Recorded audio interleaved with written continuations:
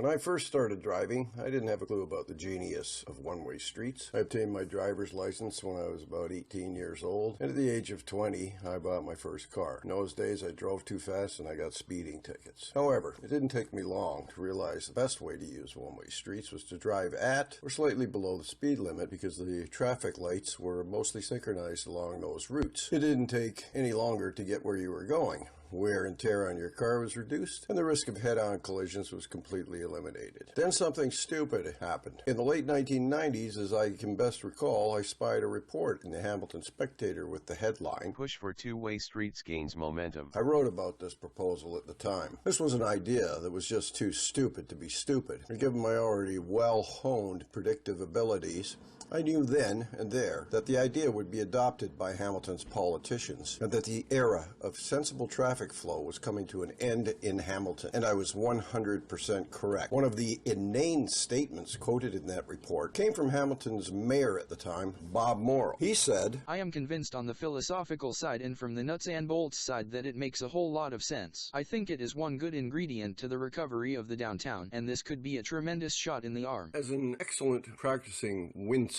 the mayor knew that anti-industrial, anti-Western, communist-inspired ideology was becoming dominant in Canada. On the philosophical side, any policy that would punish capitalistic drivers had to be a good one. And of course, on the nuts and bolts side, he knew the two-way conversion would screw up traffic, so he was all for it. Another council member was of the opinion that manufactured traffic congestion would attract business to the city of Hamilton. "I don't know of a successful downtown in the world that isn't congested." Of course, he was just echoing the same nonsense that others had already spouted. Then there was this amusing gem from Helen Kirkpatrick, a founding member of the Greater Downtown Development Corporation. "Civic politicians must choose whether they want the core to be a street-friendly place or a thoroughfare for quick-moving vehicular traffic. It comes down to a choice. Are our people a priority or are cars a priority?" Taken literally, one would have to believe that cars have a will of their own and that they drive themselves. This is how the city's cats and dogs probably perceive it, or the way a herd of sheep might perceive it. A sensible observer knows, however, that cars contain people who have their own thoughts, feelings, and priorities. Even Hamilton's most prominent car hater, Ryan McGreal of RaiseTheHammer.org, admits that cars contain people who are trying to get from A to B. He has made a career out of turning his pathological hatred of the private automobile into a fake campaign promoting what he calls complete streets. Most definitions for complete streets stress the philosophy of accommodating all types of users on a street, whether they be walkers, cyclists, motorists, or transit users or combinations of these. Which is really just a cover for his desire to convert the city's roads into anything but thoroughfares for automobiles. The issue was never one of a conflict between people and inanimate objects. Amazingly, politicians and activists get away with such bizarre comments all of the time. I note also that as a lifetime resident of Hamilton, I never really cared which way cars were traveling when I was walking down the street, nor did I ever hear another person make a comment about it. That was in the waning days of a sensible Canada, before the practice of making up preposterous ideas and having them widely accepted had become widespread. I think the idea of converting one-way streets to two-way probably started out as a brain fart during some boring committee meeting. Someone probably just blurted it out, and because no one else had ever thought of it before, it was misinterpreted as a stroke of genius, rather than the more likely explanation that no one had ever thought of it before because it was a bona fide non-issue. But given the confluence of other trends in society, from collective decision-making, aka socialism, to the leftist elitism that sees human beings as having no capacity to think for themselves, to the stunningly successful global warming hoax that led to the demonization and gradual elimination of all modern comforts and conveniences, it was a real stinker of a brain fart whose time had come.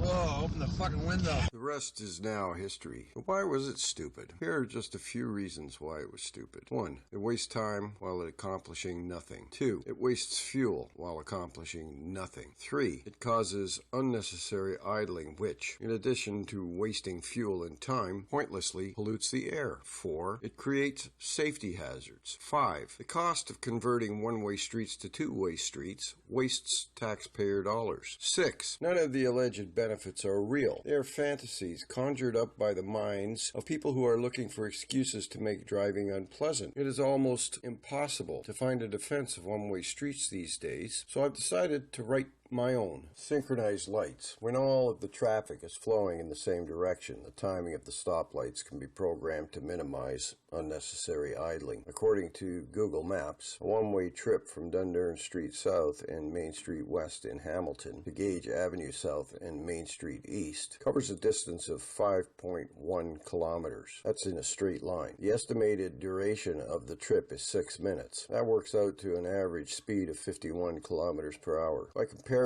a trip from Barton Street and James Street North to James Street South and St. Joseph's Drive after two-way conversion vandalism covers 1.8 kilometers and takes 5 minutes. That works out to an average speed of 21.6 kilometers per hour, about the same as the average speed of a female cyclist, data taken from the U.S., of 20.5 kilometers per hour. When James Street South was one-way, this same trip would have taken just over 2 minutes by car. Likewise, a northbound trip from John Street South to John and Barton now takes an estimated 5 minutes, where it used to take 2 minutes. I am surprised that the feminists have not started to protest the cycling speed gender gap that exists between men and women. The cycling speed for women is only about 85% that of men. How long can this transportation misogyny be allowed to persist? The automobile clearly solves the problem of female speed inequity. The government did not make men and women equal. General Motors did. 2.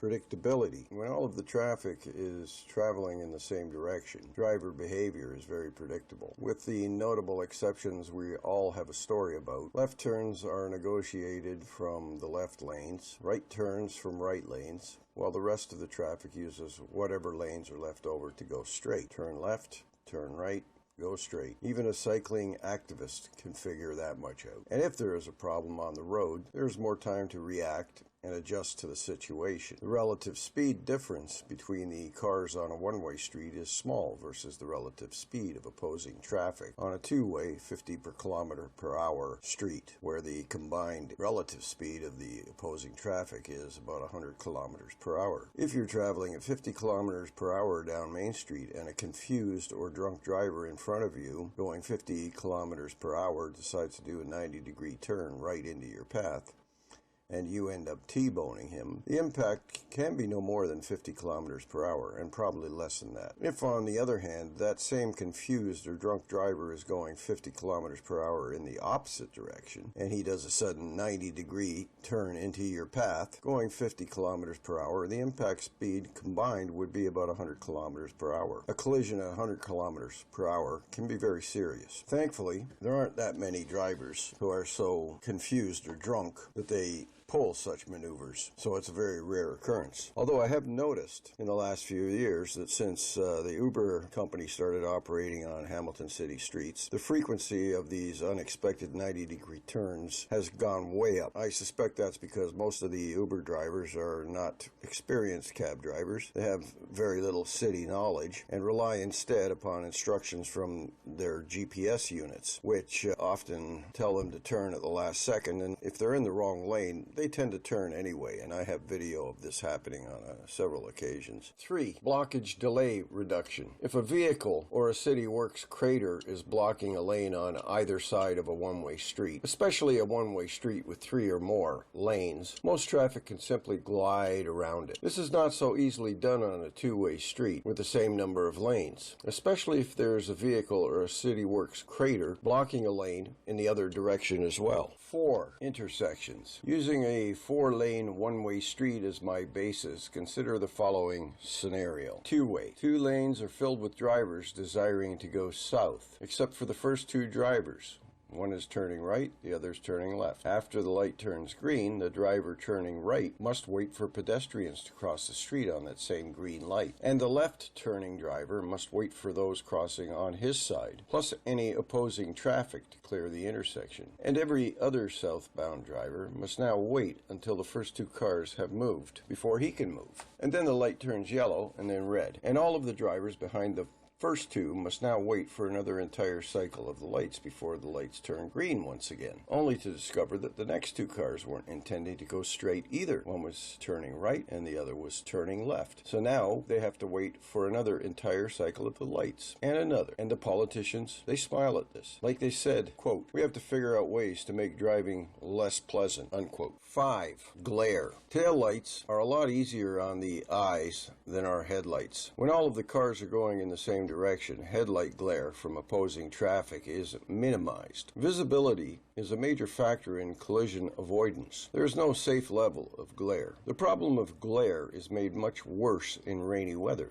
The glare obscures a wet windshield and reflects off wet road surfaces. 6. Left on red. When turning left from a one-way street to another one-way street, unnecessary idling is reduced, fuel is conserved. Once a formerly one-way street has been converted to a two-way street, all left turns on red lights are prohibited. This results in wasted time, wasted fuel, and unnecessary idling. One-way streets are environmentally friendly streets. Also, regarding left turns, turning left on a one-way street is no more complicated than turning right. The risk of a collision with opposing traffic is zero. The risk to pedestrians is likewise reduced. A driver not occupied by observing both pedestrians crossing and opposing traffic has more time to allocate to observing the pedestrians. We hear our politicians prattle on about reducing traffic injuries, but the astute observer knows they don't mean it. Half of them don't even know they are saying it. They have psychologically automatized certain phrases which they repeat over and over again as if to thus legitimize those tidbits of articulable sounds. But it's all fluff. It's of no more import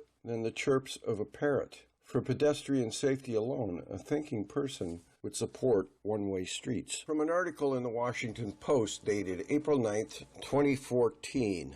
Left turns are unsafe for everyone. Federal data have shown that 53.1% of crossing path crashes involve left turns, but only 5.7% involve right turns. That's almost 10 times as many crashes involving left turns as right. A study by New York City's transportation planners concluded that left-hand turns were 3 times as likely to cause a deadly crash involving a pedestrian as right-hand turns, and 36% of fatal accidents involving a motorcycle involve a left-hand turn in front of a motorcycle, according to the National Highway Traffic Safety Association. Most likely from the results of the New York City study that the statistics apply to making left turns on two-way streets, where the driver has to monitor opposing traffic as well as the pedestrian crossing. Clearly, when making a left turn from a one-way street with no opposing traffic on one-way streets, the 53.7% of crashes from left-hand turns ought to be reduced to the same 5.7% that is experienced with right-hand turns. Politicians may ramble on about their dedication to safety as a motive for their decisions to create gridlock, but their decision to convert safe one-way streets into two-way chaos belies their insincere pontifications. Hamilton has adopted a policy they proudly call Vision Zero. From the City of Hamilton website. Vision Zero is about recognizing that traffic deaths and injuries are preventable and improving the safety of roadways through education, enforcement, engineering, evaluation, and engagement. When it comes to preventing traffic deaths and injuries, the deliberate engineering of unnecessary risks via their two-way streets policy exposes the true depth of their devotion to injury mitigation. They're obviously full. And finally, 7. One-way streets are good for the environment. Unnecessary idling has no redeeming qualities at all. No one would ever seriously advocate it unless it were a politician or a city bureaucrat pretending that his promotion were somehow visionary or progressive. The same goes for any excess particulate matter, whether airborne or simply to be washed away into the waterways. Any policy that incentivizes unnecessary brake use and road/tire friction ought to be mitigated. It always makes me laugh when I see some glowing reference to Hamilton as being an anti-idling city, when the fact of the matter is that the city of Hamilton has been actively promoting unnecessary idling for about 25 years now. Even funnier when you think about it is that they did it on purpose. They knew that two-way traffic would create congestion, yet they carried on with the program. It really boggles my mind that despite their obvious buffoonery, those same politicians continue to be re-elected. Whoa, open the fucking window. Conclusion. As an experienced Hamilton taxi driver at the time this lunatic idea of a two-way street conversion was cooked up, I knew right away what the results would be. As stated, there would be wasted time, wasted fuel, and unnecessary idling, along with the extra air pollution that would accompany it. Politicians are like some of the professional dog fuckers I worked with in the Alberta oil fields. In order to avoid real work, they would invent fake work to look busy. One guy used to carry a 24-inch pipe wrench with him and just walk around the rig. He had no intended use for the wrench, but any casual observer would have tended to assume that he was on his way to do an important task. Politicians are the same, only worse. When it comes down to deciding whether our politicians provide real value to the people they pretend to represent, don't listen to the bullshit that spews out of their mouths. Look at the results.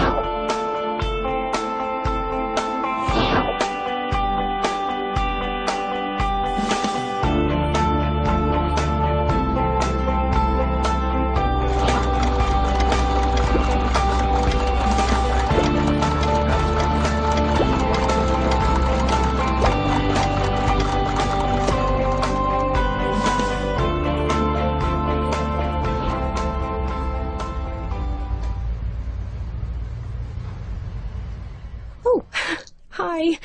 Oh, I'm so glad you're on time. I'm V. I'm looking forward to showing you around Plandopolis today.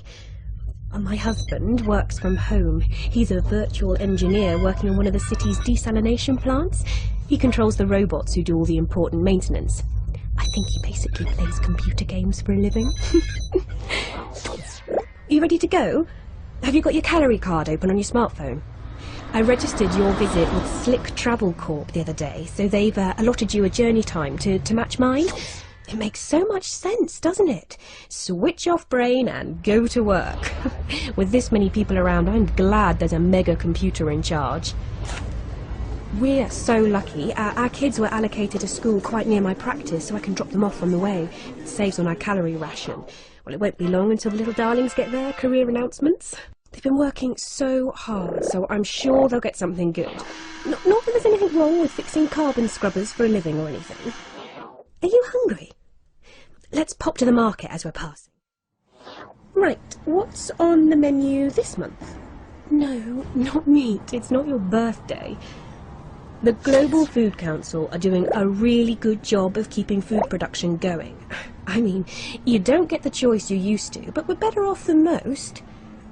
I think it's probably easiest to walk from here. You barely see a car in the city centre nowadays, unless you're rich.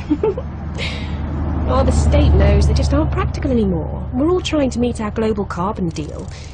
Electric bikes are so much better for getting around our neighbourhood. And why waste valuable space on car parks when you can use them to grow food?